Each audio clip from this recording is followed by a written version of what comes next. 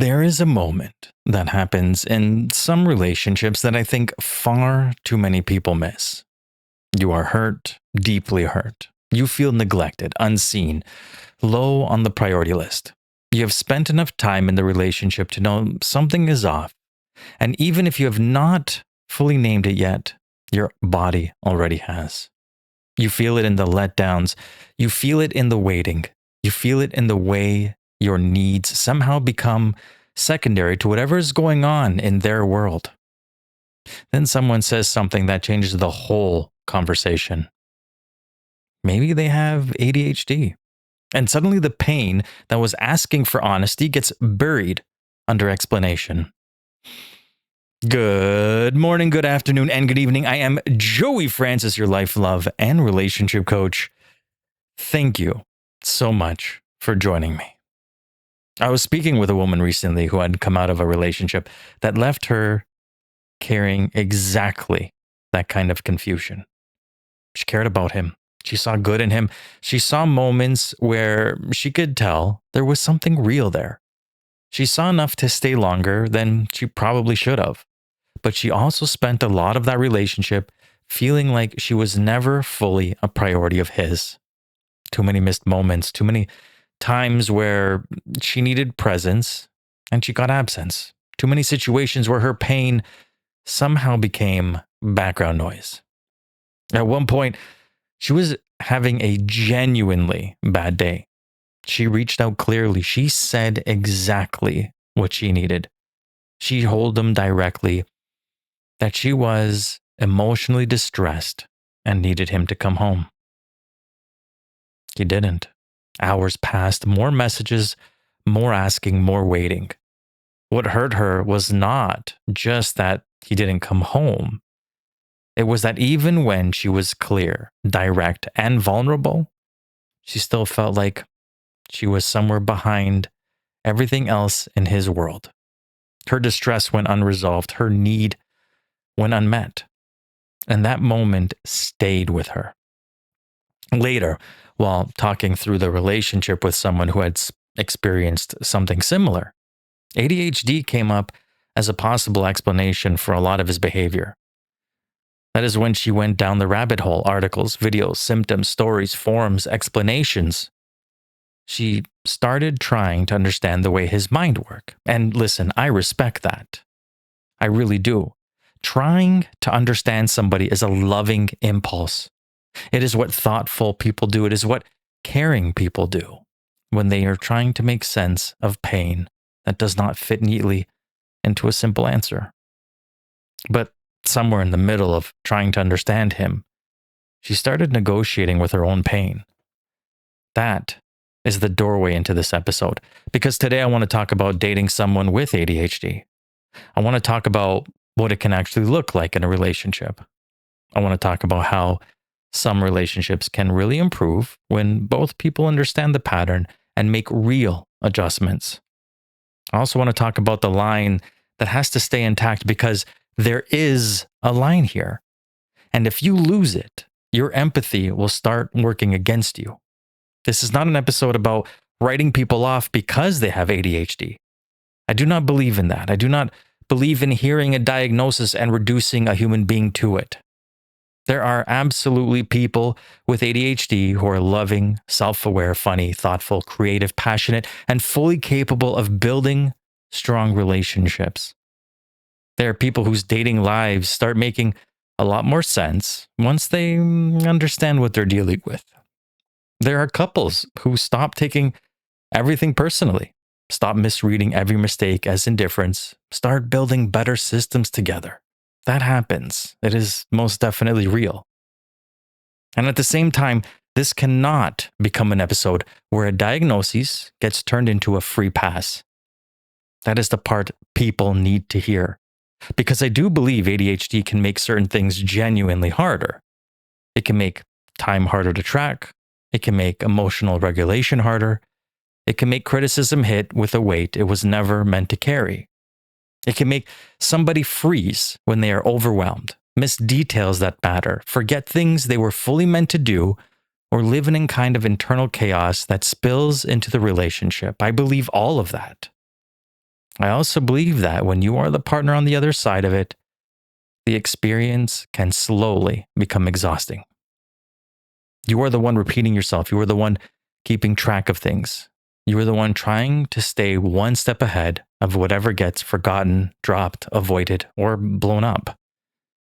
You start choosing your words more carefully because you are trying to avoid another bad reaction.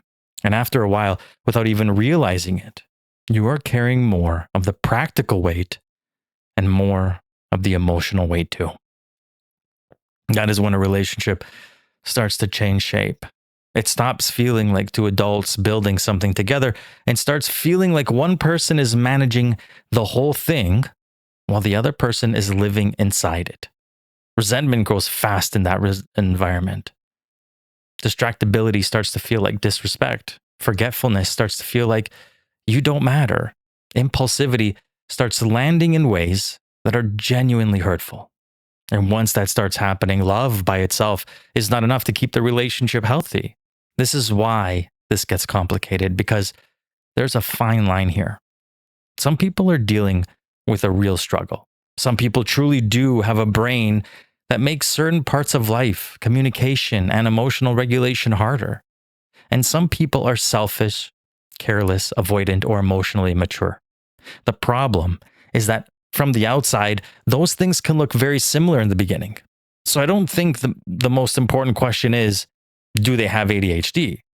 I think the important question is, what happens with that information once it's on the table? Do they know themselves? Do they understand the way they affect other people? Do they take responsibility when something lands badly? Do they repair when they hurt you?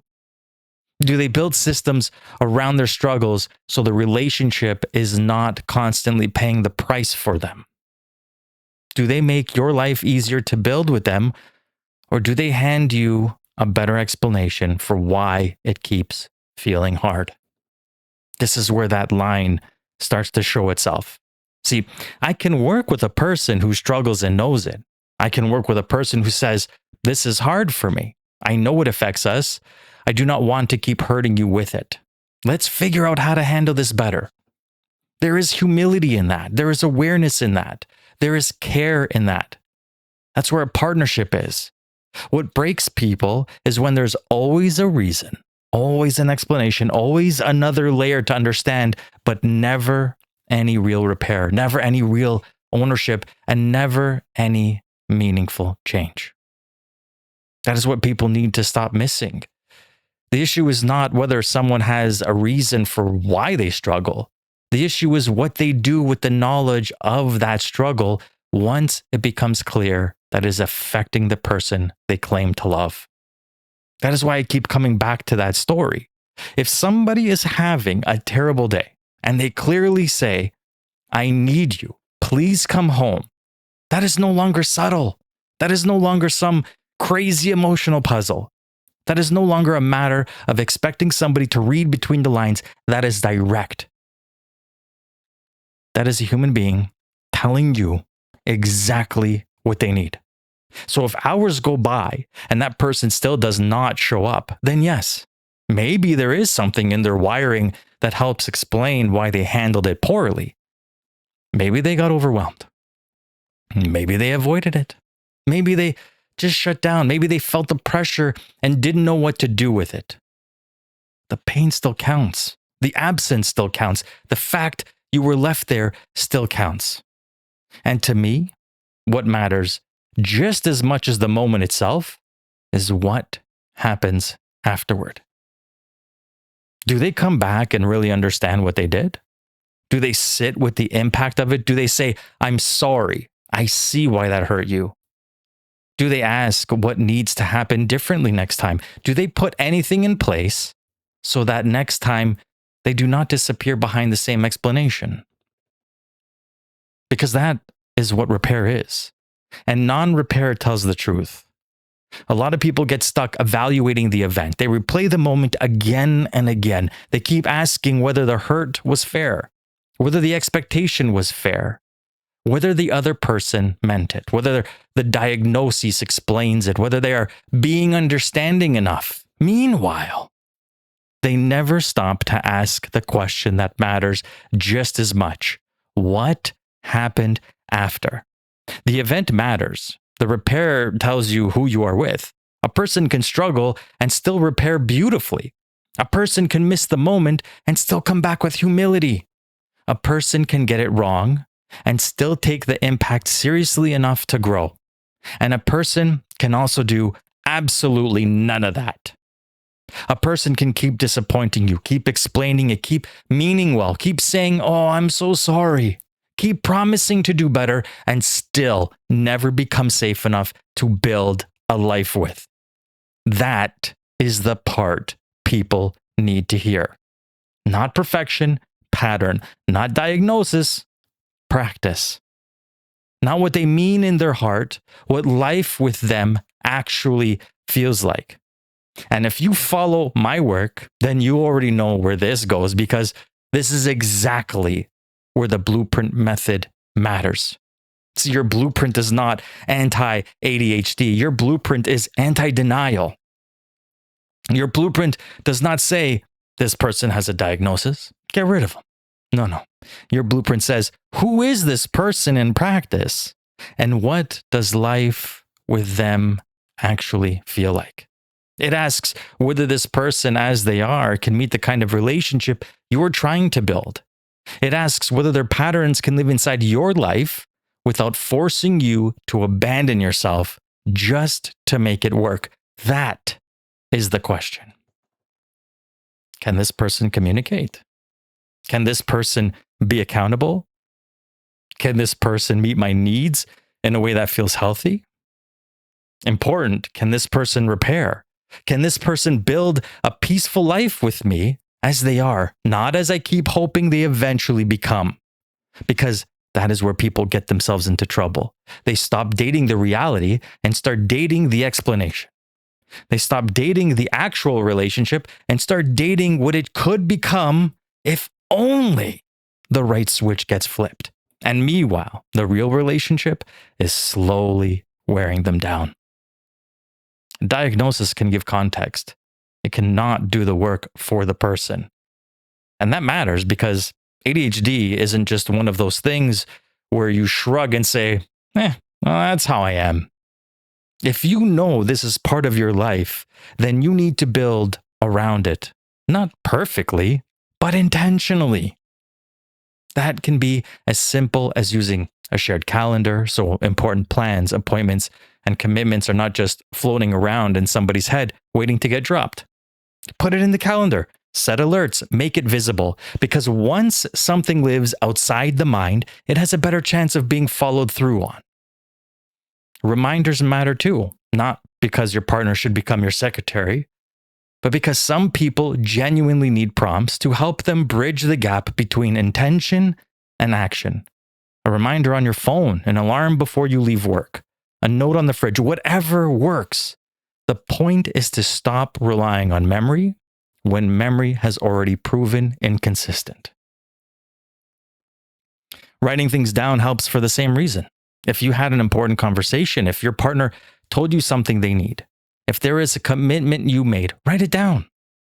Not because the conversation did not matter, but because it mattered enough to protect.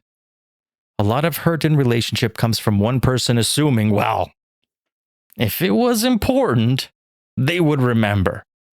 And the truth is that some people do care and still forget. Writing it down closes that gap. Following up important conversations with a text can help more than people realize. Not a cold, robotic summary, just something simple. Hey, I know we talked about Friday night, your appointment next week, and what you need from me when you are overwhelmed. I just want to make sure I have it right.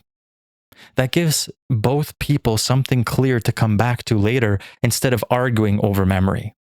And when it comes to conflict, slowing things down can save a relationship. If somebody tends to get overwhelmed, flooded, defensive, or reactive, then pausing the conversation before it turns into damage is not avoidance, it's maturity. I want to talk about this, but I need 10 minutes to calm down so I don't make it worse. is a very different thing than disappearing, shutting down, and pretending nothing happened. Direct language helps too. Say what you mean, ask clear questions, make specific requests. Do not leave important things floating in vagueness and hope that the other person picks them up properly. A lot of people with ADHD do better with clarity than implication. The clearer the request, the better chance it has of actually being met. And if you are the partner with ADHD, repair matters just as much as insight. If you missed something important, own it. If you hurt someone, don't just explain yourself. Acknowledge the impact. Ask what they needed. Ask what needs to happen differently next time. Then put something in place so the same wound does not keep reopening in the same way. Because understanding the pattern is helpful. Building around it is what makes the relationship safer. And a lot of this really just comes down to clear communication. I have said it a million times and I will keep saying it. Communication and acceptance are the two most important things in any relationship. You need to be able to say what you mean, ask for what you need, and be honest about where you struggle. And on the other side of that, you need someone who can hear it, understand it, and work with you in reality instead of fantasy. That is true here. And honestly, these suggestions are not only useful for people with ADHD, they could help just about anybody become closer, more understanding, and more efficient with their partner. Because when two people communicate clearly and build with intention, a lot less gets lost in the space between them.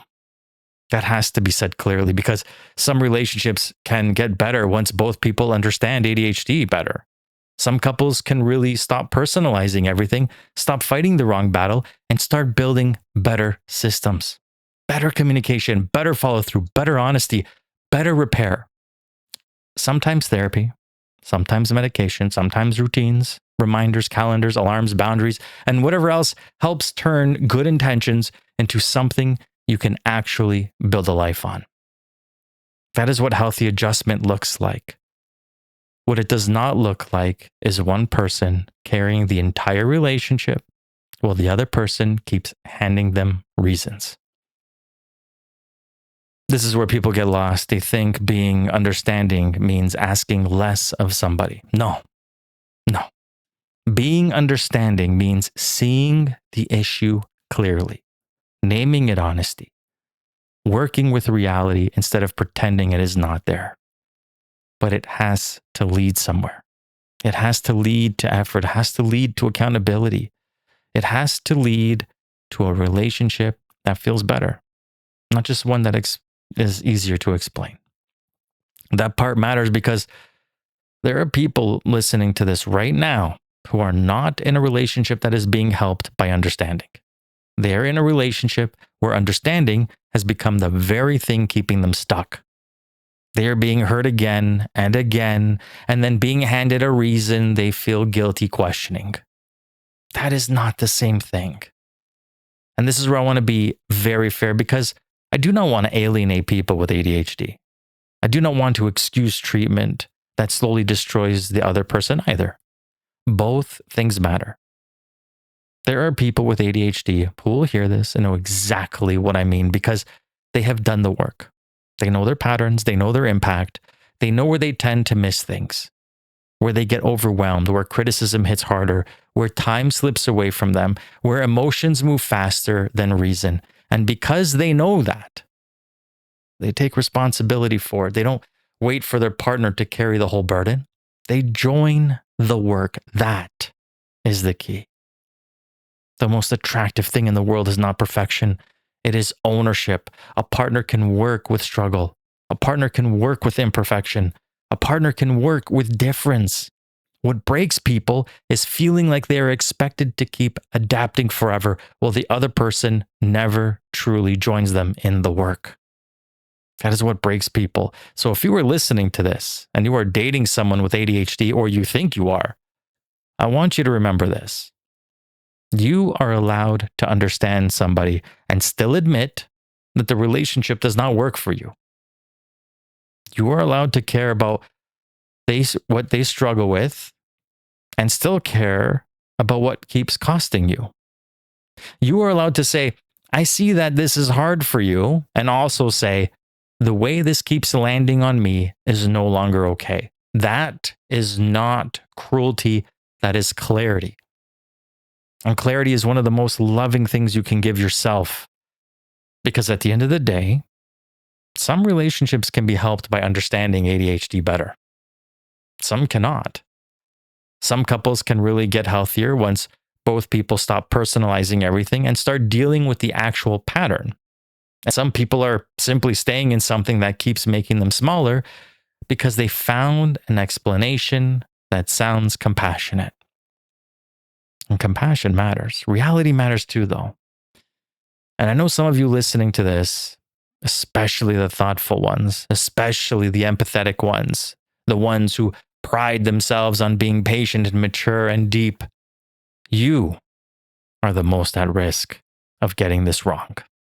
Because you will always be able to find one more reason to soften, one more explanation to hold on to, one more way to convince yourself that pain is maybe not that bad. Maybe it's not that fair. Maybe not that something you should make a big deal about. Be careful with that. Empathy is beautiful. It can also become a trap when it is not paired with standards. So if you were listening to this and this hit home, I want you to sit with a few questions. Does this person know how they affect me? Do they care enough to repair it? Do they take real responsibility, or do they just keep explaining it? Can I actually build a peaceful life with this person as they are right now? Not who they might become. Not who they seem to be in their best moments, not who I keep hoping is in there. Who they are right now. The version of them I am actually dating. The version of them I am actually living with. Because that is the person your future is made of. And that is exactly why your blueprint matters. Your blueprint is there to keep you grounded in truth. It is there to stop you from negotiating with things that are slowly hurting you just because you found a compassionate explanation for them.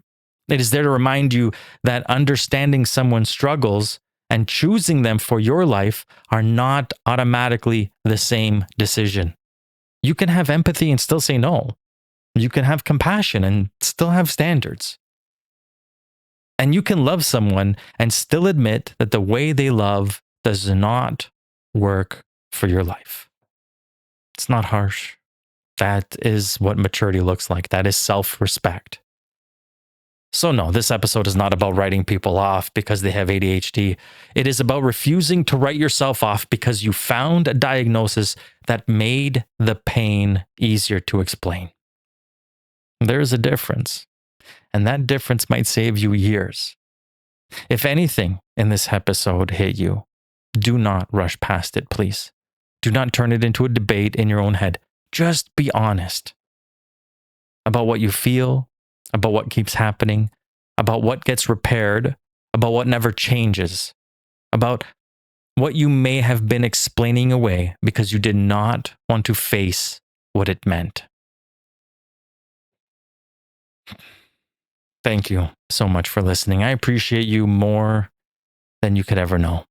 And listen, if you want to get in touch with me, ask me a question, send me a story, or tell me what you thought of this episode, please go to my website. That's joeyfrancis.com, joeyfrances.com. There you can send me a message. You can also find my books, including the brand new The Blueprint Method, Dating with Intention, and my original Fate is Bullshit, A Logical Guide to Happiness, and The Logic of Me, a guided journal for self-discovery.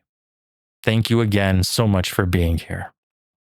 And remember, the moment you stop understanding to hide from the truth is the moment you can finally make a clear decision.